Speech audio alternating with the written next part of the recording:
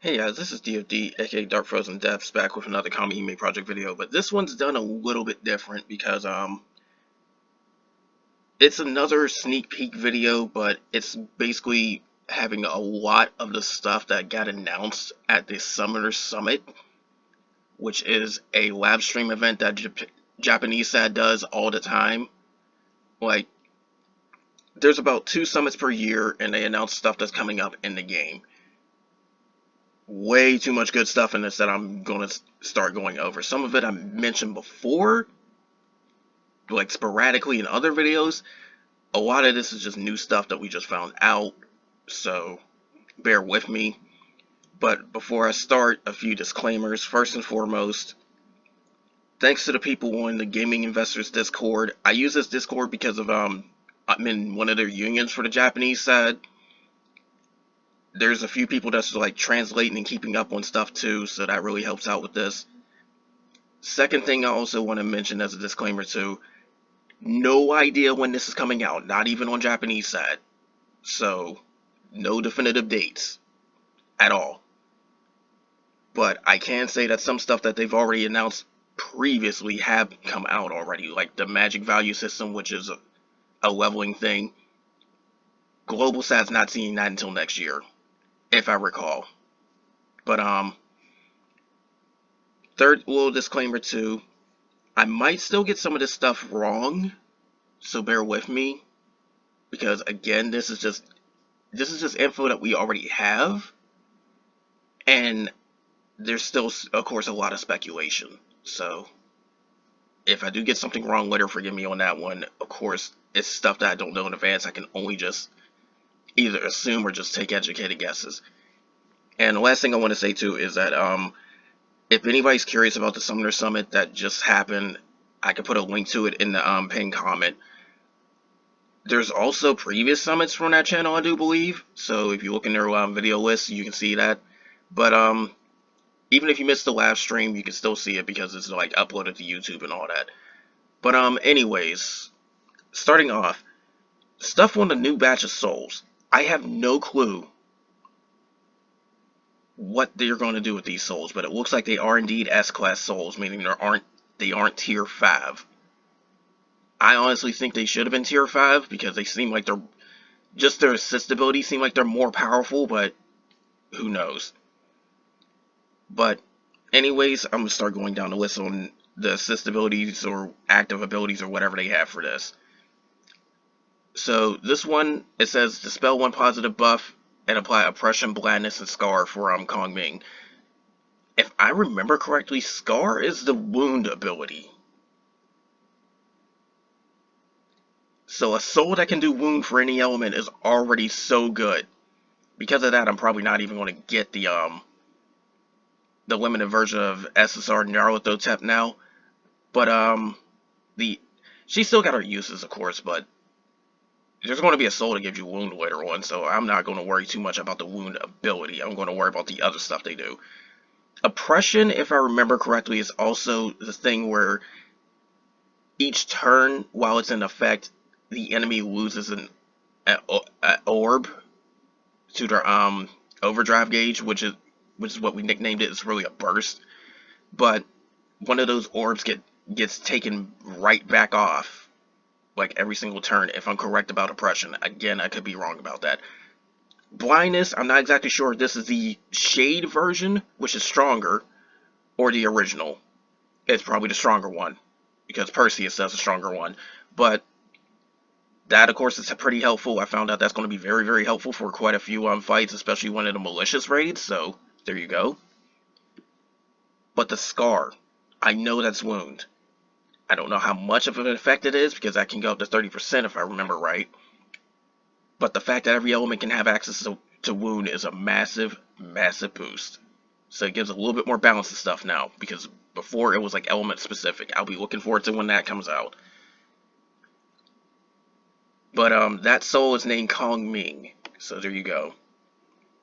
Now then, Edison. This ability says enter attack mode, and when any red skill is used, add AoE ability damage of its own element. Don't know the multiplier. and increase the ability performance of all allies, which is stackable. She's already looking like a better Medea. So, yeah, there you go right there, just off of that. Because it says when any red skill is used, you can automatically assume her red abilities, but if it means from other characters too, that's going to be incredible. So there you go with that one. Alexander, she always seemed like she followed the Charlemagne route or whatever. She always looked like she would. But this is looking more like a Hercules and Parashurama type thing. But it's attack, defense, and triple attack rate up to herself, by the looks of it. If there's more than 2 dead characters in a party, the effect is increased, and she even adds follow-up and spread. Christ. I already know a team that's going to be very, very good with her.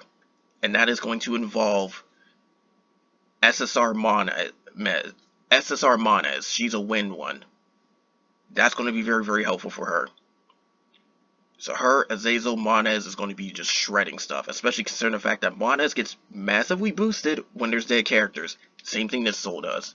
I can already see some utility with that one. That's going to be very impressive. Just off of herself. But if that goes to everybody, oh my god.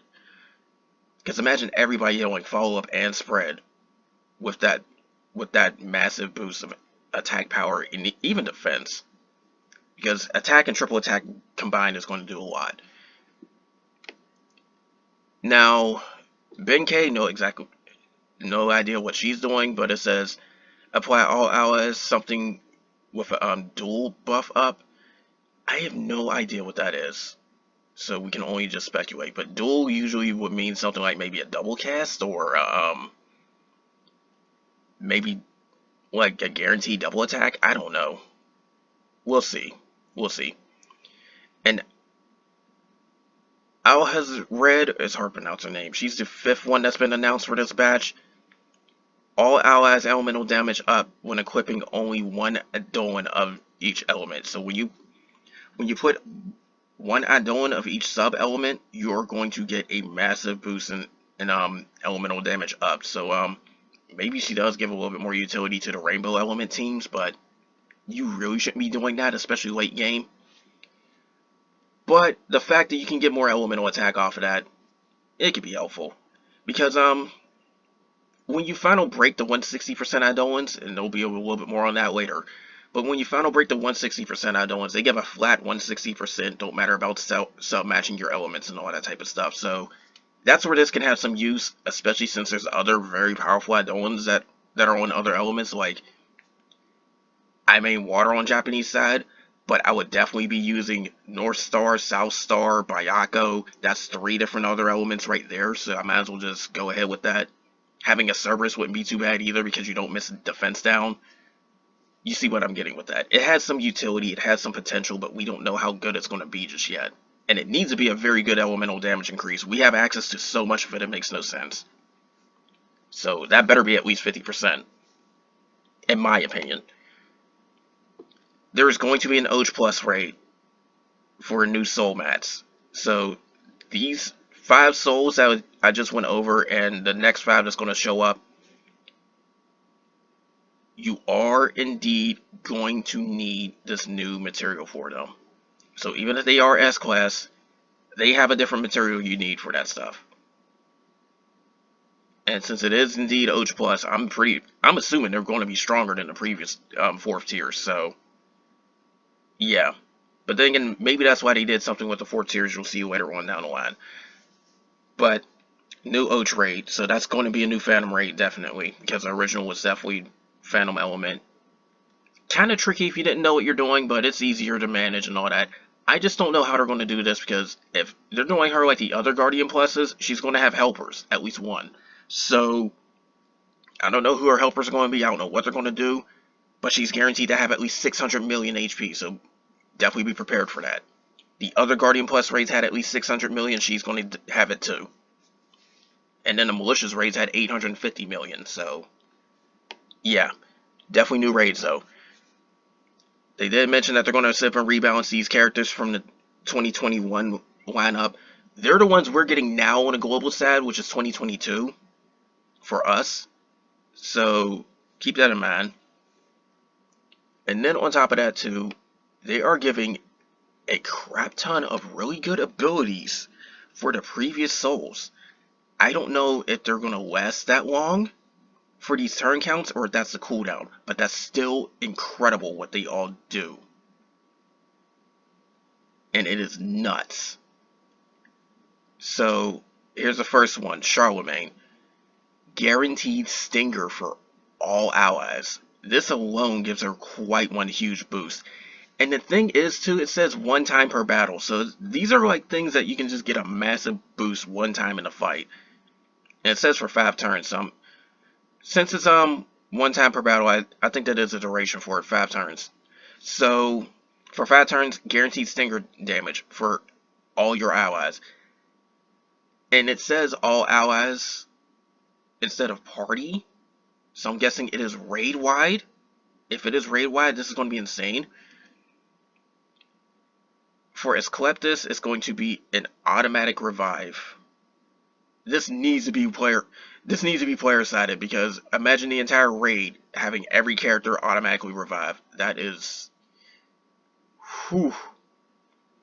But this has definitely got to be party wide for all allies, because that would be way too busted if it was raid wide. But that's still very, very powerful. You get an automatic revive for everybody. Asclepius just got it even more worth. Period, point blank. Hector, damage up against raging enemies for 5 turns. She has a huge raging stun punish type thing. I've seen some insane damage dealt with that one. Like, what are we seeing video of a Japanese whale doing like tens of millions of damage, even with just one hit with raging and stun punish. That's how powerful it is. I don't know what this is going to do, but it has to be even stronger than what she has in her kit. So there you go. And this is for 5 turns too. So quite a lot of destruction potential right there. It's not a one-time thing. It's just 5 turns. Romulus allows defense up extra large. Now, what was considered to be pretty large was like 40%, and I think extra large was like 50%. This needs to be much more than that if you ask me. Like, make it at least 80% defense up or something like that. Or if you want to go really nuts, 100% for 10 turns, because that's like half damage for 10 turns, and that definitely makes it worth one-time use, in my opinion. I don't know. Medea spikes everybody's ability performance, where the damage and the cap goes way up. I just don't know how much. That's for 10 turns. This is very welcome, because it is very, very hard to hit that 100% increase for buffs. Because weapons can go to 50%, and then they have some sort of decay effect where it's less effective past 50%. Buffs only go to 100% flat. So this will help you towards that 100% cap for buffs, because the most I've seen was like maybe 50. Just from one buff. And then with Medea's special effect, you only get like maybe 75. So there's that. Perseus, this is going to be very, very helpful for anybody that's using Perseus. Guaranteed 50% attack and defense down for all enemies. As long as enemies are not buffed in attack and defense, you're hitting the cap right there. Very useful. Parashurama, self-damage up 10 turns. This soul is quite strong and very hard to kill. That alone is going to spike the crap out of her even more. I'm expecting more solos with her. And I'm not talking about solos where you use one person for a raid. I mean solos as in the soul only. This is going to up her potential for that even further. Yorimitsu, all allies burst performance increased, but this is for 3 turns. I don't know why for 3. But for this, it better be a huge boost. And I'm hoping it works outside the normal mechanics we have right now, like the limited guardians. Because if it works like how the limited guardians do stuff, then that's going to be very, very helpful. Otherwise, I can't see too much worth in this. I'm sorry. Because a lot of people are already carrying 100% burst cap increase. So, you don't really need a damage increase if you're hitting the caps anyways. Caspar. 15 stacks of snatch to all enemies. This is going to be very helpful because the more stacks you land, the harder it is to do. But if this does go past the 9 stacks, that's amazing. Even if it doesn't, it's still going to be very, very helpful because you only need to land a stack of snatch for it to last the whole fight. This tosses all stacks of snatch on enemies. It's got a very good chance of just landing all 9. And it just gives her max power for all her abilities right there out the gate. You'll be able to AoE heal out the gate. You'll get the best of her buff that's like Azazel, where it lasts for like 5 turns and does all sorts of very powerful stuff. You'll be able to do her stackable defense down every turn out the gate. She'll have the highest combo rate out the gate because that's how her passive is. It's very good for that one. And Paracelsus, normal attack damage up for 5 turns, all allies. I don't need to say too much more for that one because she's already the normal attack damage soul. Very, very good for that one. That's going to really help out for that. Now, here's something interesting that I did not expect. They're adjusting some of these accessory effects. I don't know if they'll do it to others, but this is going to be even more powerful. The bracelet set. Going to increase the normal attack damage you do, along with giving a follow-up effect. The follow-up was 5% of whatever damage you did. I'm not even sure if it even had a cap. But you get more normal attack damage on top of that. Oh yeah, I'm definitely looking forward to bracelet sets even more. Especially since normal attack is the damage meta later on. So if you are getting... And don't worry about getting normal attacks if you don't have like large technical, because you can still get the small technical from grinding raids and all that type of stuff, but normal attacks don't really seem to overpower everything else until you can get them to start dishing out like around 800,000 per hit. So that's the point when you want to focus really hard into normal attacks. But if you're not getting anywhere close to that, then just stick with your normal stuff like burst and ability damage. But this is going to be very, very helpful for that. The fact the bracelet set's got the follow-up effect already, which works on top of other follow-up buffs. If you do it correctly on the light team, that's 4 hits per normal attack. This is going to up your normal attacks even further. So it's a welcome change. I'm looking forward to it. The Stinger Chance thing, I think that was a necklace. This one, not something I really cared for too much, but the fact that it gets more elaborate, good for the ability damage characters. So, something to look forward to. That's worth it, I guess. It may or may not be a good thing, but we'll see later on. The earring set, it gives a burst damage up increase along with flat BG rate. Something I expected. Welcome change. Nothing too big, I guess. A lot of these burst damage things don't really seem to be too worthwhile unless you're like getting them increase outside of the damage caps or something like that. Like a few characters can do. Because some characters can do like 4 million instead of 2 million if you have the 100% burst cap increase. This one is a welcome change. I like the idea they did for this one. The accessory, which is, I think is the brooches, it increases the chance of you getting targeted. Good for certain characters like Shamash, like both versions of her, or Athena, but then they're getting more damage cut. Now I also have to add on the fact that you can already get a 5% damage cut if you get the right double set effect, but there's something else later down the line, so we'll go over that a little bit. But you can get the right damage cut for that one. That's already 10%. Then the 4th accessory slot thing, which is amulets. We'll get them from Guardian Plus raids at some point. That can give like another 12% when done right. We are looking at a 22% damage cut permanently when done right. That's going to be absurd. You're going to hardcore tank, because you could still get the 40% defense with this as well. It will take a lot of re-rolling on accessories. It will take a lot of RNG, but you can still get the 40% defense. Now you can basically get like 22% damage cut when done right. At the very least, it'll still be 17% by the looks of it now. Like 16 or 17%, something like that. So, yeah, this is looking like it can be very powerful in the right hands. I'm looking forward to that as well. The other one is a targeted rate down, so it increases the chances that you don't get targeted with the single target or the multi-hit. I wouldn't care too much about this. It says add gem up, but honestly, gem caves do well enough as is.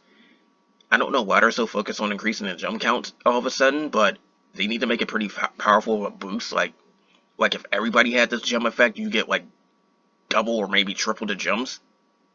Otherwise, who's going to really care? It's also on a ring. The worst accessory in the game. Nobody's really going to care. Now then, there's something else that they have right here. These two things are part of the same thing. I'm going to combine them. There's a new raid coin in order to get some new stuff out of the looks of it. So new raid coins to get some new weapons and all that type of stuff. It looks like it's going to be pretty nice. So there you go.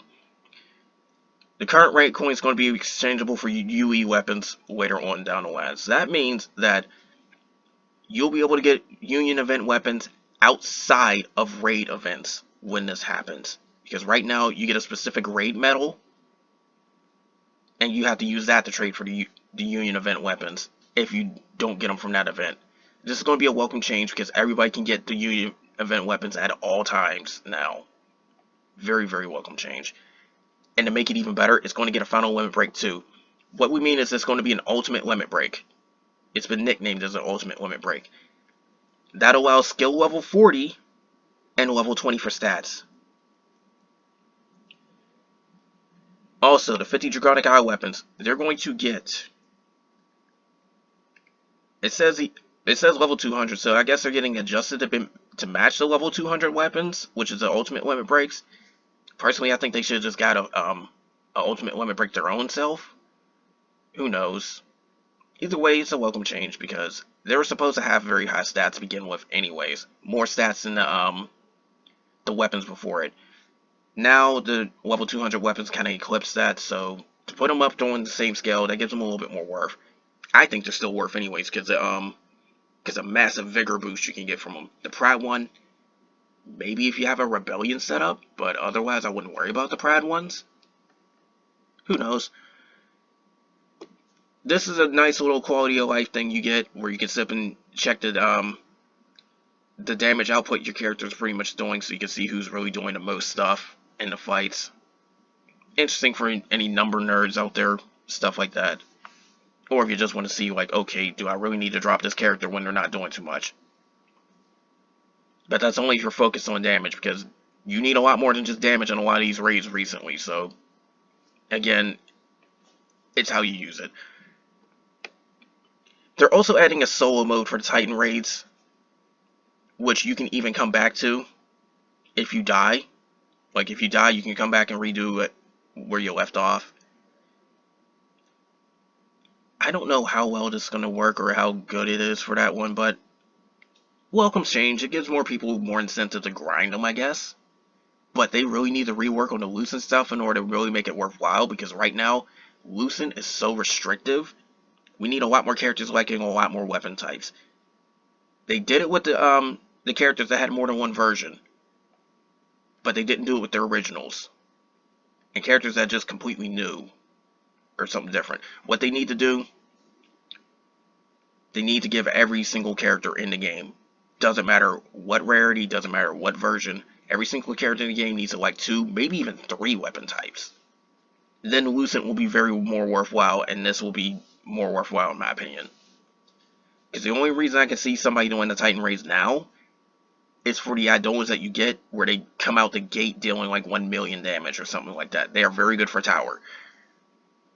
Other than that, I can't really see too many people doing the Titan raids and all that, because Lucent is not that good in my opinion. It's getting better, but it's still not that good. They got a new UI on the way for upgrading your weapons. Welcome change. Not too much I can say about that. This is going to be interesting. New accessory sets. The Angel versions. And it's going to be in Accessory Quest 9.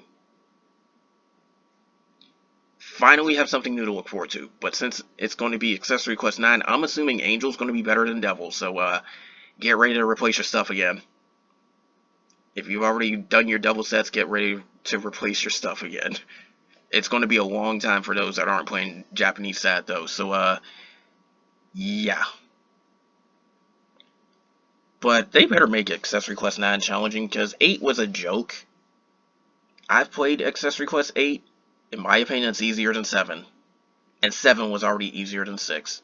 The only difference is that enemies got more HP. But that don't mean much of crap when the gimmicks are easier to deal with. 6 made it so you didn't get the chance to debut the boss that much. While 7, you could still debut the boss and all that type of stuff. But they basically made you use skills. 8, you can ignore all that crap and just break down the boss HP very, very easily. So even though the enemies have more HP than before, 8 still seems easier than 7, and 7 still seems easier than 6 in my opinion. And 5 is one of the first times you really have to pay attention, because if you didn't get the boss in a stun and kill him off quick enough, you would pretty much die. But Accessory Quest 9, something to look forward to, I guess. We need to find out what these angel things do first. But my opinion, they're of course going to have better stats than the Devil set, I'm pretty sure. But they need to have better effects than Devil. At the very least, you can even just copy paste the Devil stuff, but make it so you can get the slotted effects multiple times on an accessory. Hopefully all in the same slot though, because I don't want some crap where it goes like slot 1, slot 2, slot 3 all in the same accessory. That's a waste of slots. I don't know how they're going to do it, but we'll see. Characters get new art designs. I don't need to say too much about that. It's something to look forward to if you're really into that. They're going to redo the raid battle requirements and whatnot, so, okay. The 140% elemental add-ons, like Leviathan and Cerberus, they are going to be in the add-on orb shop. I'm guessing they're going to be at least 50,000 orbs or more. But they're going to be an add-on orb shop. Very welcome change. The raid event gacha becomes a normal gacha. I don't know what that means on that one. If that means that you can get a lot of the raid event stuff in the normal gacha, that's going to be very, very helpful. So, who knows? Because there's a lot of items that you can get from raid events that help you out with the grinding and all that. So that's going to be very helpful. Then they're going to sip and unify I gotta mute that. They're going to unify the it says EP, which is it should be the soul points or whatever if I remember correctly. They're going to unify that, so you don't have to get specific ones. It's something they should have been did a long time ago, if you ask me. Additional background music added. If people like the music, there you go. Revising some systems and reading speed. More quality of life stuff, basically. It's something to look forward to make it a little bit easier to deal with some things. What they really need to do is redo that tutorial, because honestly it's misleading as hell. Where it's like, okay, you can auto-set your party. If you auto-set, you're already screwing yourself over. Everybody agrees on that one. Because you do way more when you manually pick all your weapon skills and all that, instead of letting it throw whatever at you. In fact, it even screws up your add-ons, because why am I getting, like, early on it doesn't matter, but later on when you auto-set, why am I getting something like a Dark Kaiser on a light team and I don't need it?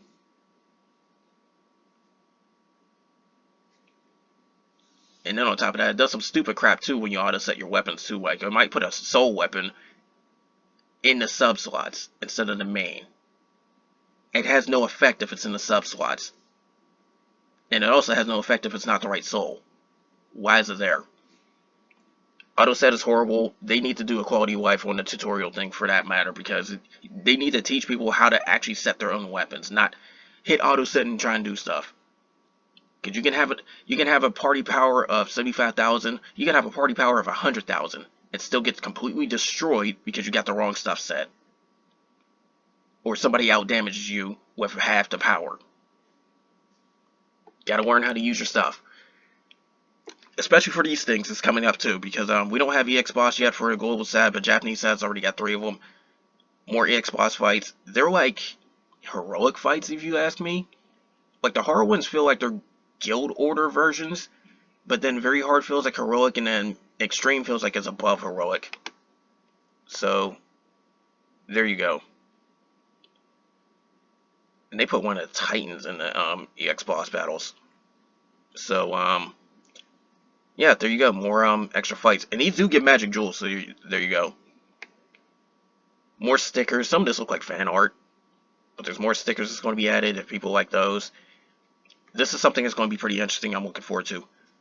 New awakenings. Barrett getting an awakening. She's pretty good in my opinion, but she's been outclassed. She definitely needs a boost. Here you go. Lug, I'm looking forward to. I want to know what they do with her. Big thing I really want them to do. Make her able to heal herself. Like, just put it on her burst or something. That would make her so much more worthwhile. I would use her a whole lot more if they did that. Especially since I have a light version of Poseidon. That would be 2 people to heal her on burst, and then on top of that, her assist ability works outside of Ascension. So it's literally just going to double whatever healing she gets. It will make Luke so much more survivable. It will make it more able to spam her first skill because there's a lot more powerful stuff that's already on the way for us. And she's been outclassed in that way. The main reason I would even use her is for 2 things. The 4 times full burst that you can do out the gate with light teams with the right characters and stuff. She's one of the ones that easily do that. And then on top of that, the other thing is of course the defense down. Because I think it's C-frame. And that's not too common. So there's that.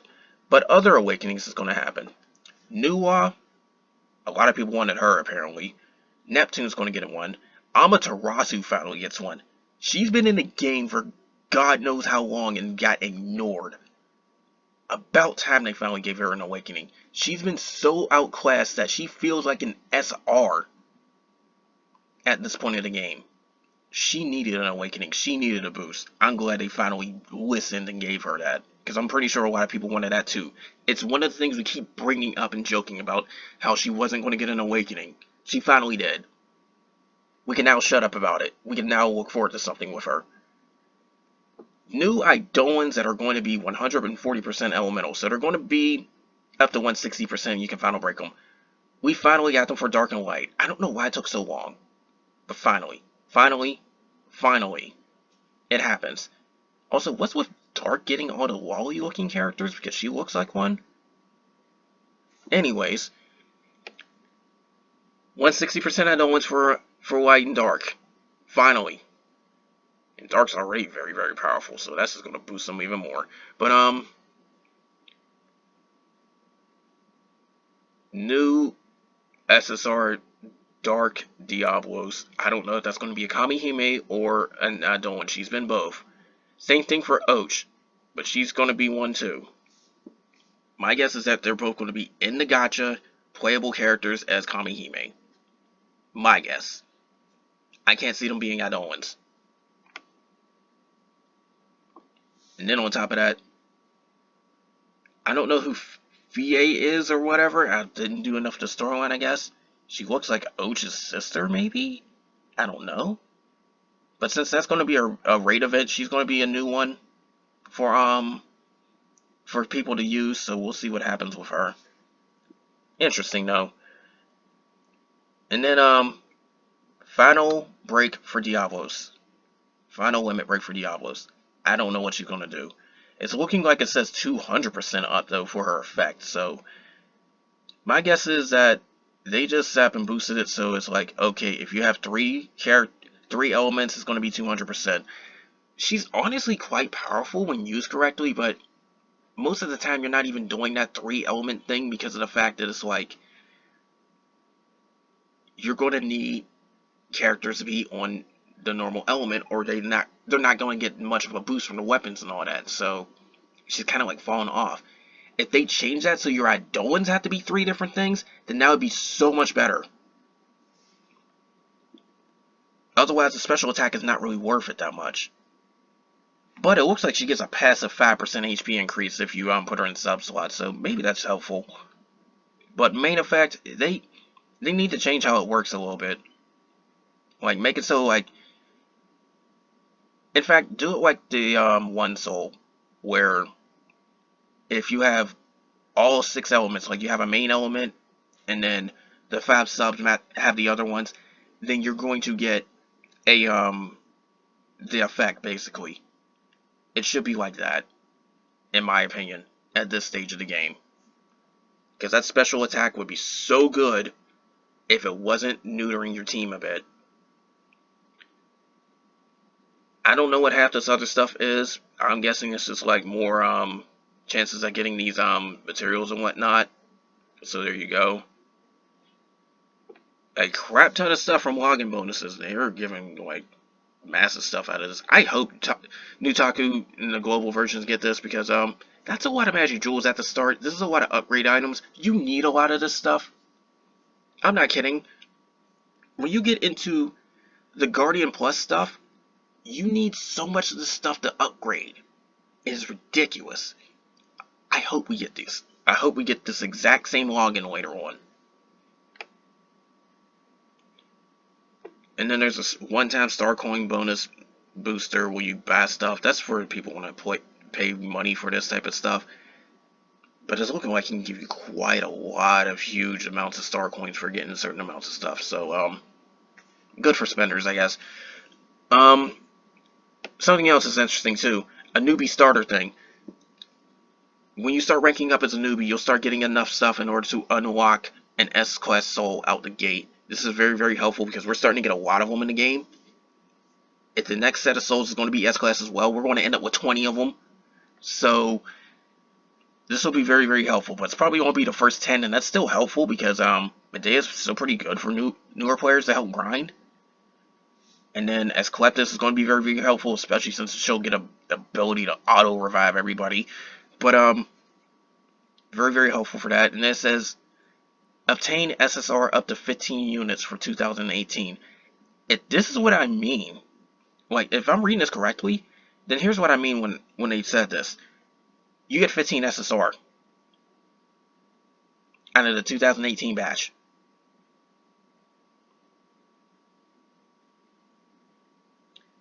Up to 15 of them. Christ.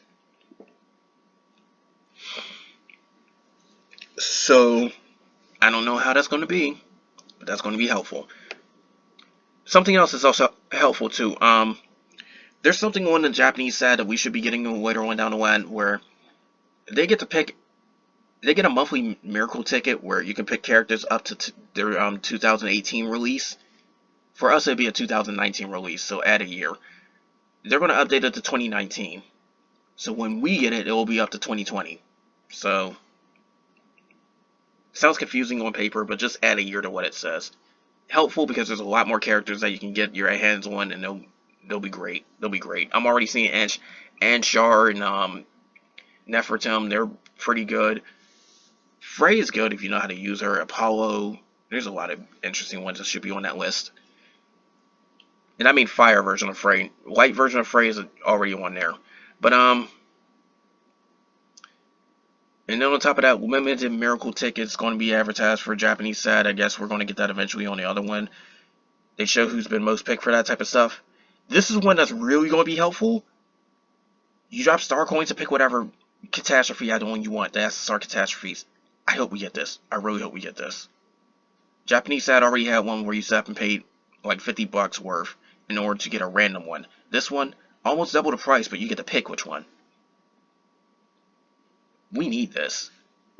We so need this. There's going to be another gacha roulette, and this is something I need to bring up too, because this is something that's actually going to happen for us pretty soon, like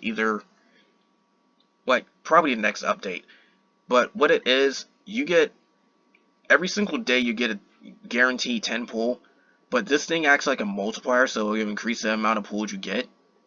So it's going to be like 10, 20, 30, 40, or whatever. So if you roll it, like say you roll a 70, you get 70 pulls instead of 10. That's how this roulette works. Going to be very great. Look forward to that.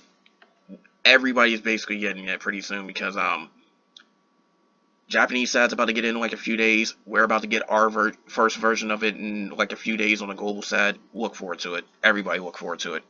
crap tons of free pulls. I hit the 100 before. If you're somehow lucky and have like the most god tier luck, you can get 100 for all the whole way through, and that'd be well over 1,000 pulls. I don't see that happening to anybody, but you never know. So look forward to that. And then some other stuff too that's mentioned right here too. When it comes to that that miracle ticket pick, some interesting choices to go for like some characters, some small vigors, some small technicals, maybe a medium technical for a light, and then you can get a large stinger for a light. Interesting choices for them. And I mean, small versus large, you do want a large more than small, but I can see some helpfulness for the small. Maybe not the small technical. I don't fully agree with that. I mean, it does come with more effects than what the malicious weapons do, but who knows? It's up to you. There's a medium technical for light, anyways. But and then there's a large stinger. Large stinger going to be very, very helpful when you can get it to skill level 40. Large stinger is basically guaranteed. With 1 catastrophe add-on, with 2 it is guaranteed. So the activation rate is that nuts. But anyways, that's all for this. This is a lot of stuff I had to cover because this summit loaded up with so much stuff, a lot of it to really look forward to. I had to go over it like step by step. My god, some of the older souls are going to be busted with these abilities. Like, Jesus. But and then the new souls too. It's just a lot of stuff to really just look forward to. It's going to be insane. Especially Kamhime. Oh my god, Kamhime. They gave her Scar, which is Wound. Wound works outside of other stuff. You can have normal attack resistance, the defensive debuffs and all that. That's like 70% effect right there. And then Wound just spikes your damage even more. Wound is like another like 30% more damage, I do believe. I may be getting the mechanics wrong, but that's basically the general thing of how it works. It all just stacks upon each other to just spike damage. That said, I can easily say Kamhime is probably going to be the first one I unlock out of these guys. Easily.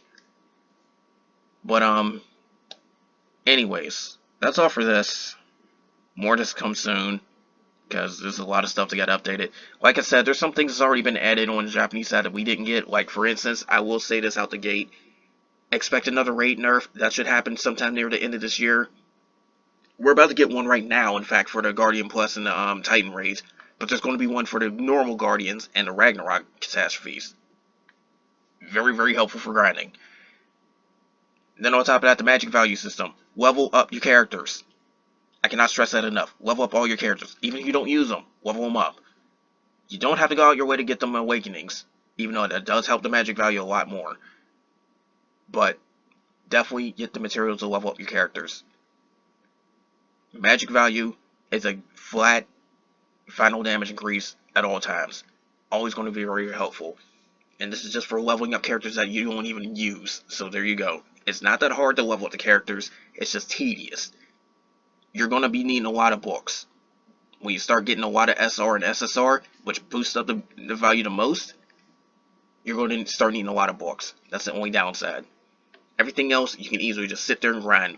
Just go in the caves and grind. Speaking of which, the caves where you get the fangs and all that type of stuff, that's going to, like, have some changes too. Some very welcome changes. If I remember correctly, Ragnarok versions are going to be available all the time with infinite run count. You don't get a once per day type thing. So, you can just pick whatever one you want and just grind it. But, anyways, that's all for this. More of this will come soon. I'm looking forward to some of this. I really am. I play the Japanese side, so if anything does happen in global, I'll at least see it. If people want me to, I can do more videos like this. Because I already do some sneak peek stuff, and this is one hell of a sneak peek right here. Then on top of that too, if some people want me to teach them how to get on the Japanese side and all that, I might actually make a video about that. Let me know in the comments. But anyways, that's all for this. More of this will come soon, and take care.